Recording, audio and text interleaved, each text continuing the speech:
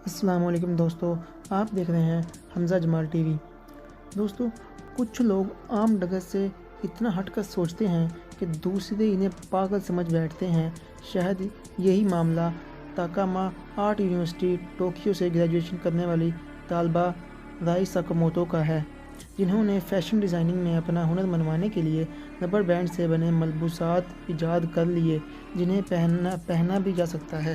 جی ہاں، یہ وہی ربڑ بینڈ ہے جو گھروں، دفتروں اور ہوٹلوں میں عام استعمال ہوتے ہیں، جنہیں ساکاموتو نے آپس میں بڑی خوبی اور مہارت سے جوڑ کر شال اور جیکٹ وغیرہ جیسے ملبوسات میں تبدیل کیا ہے۔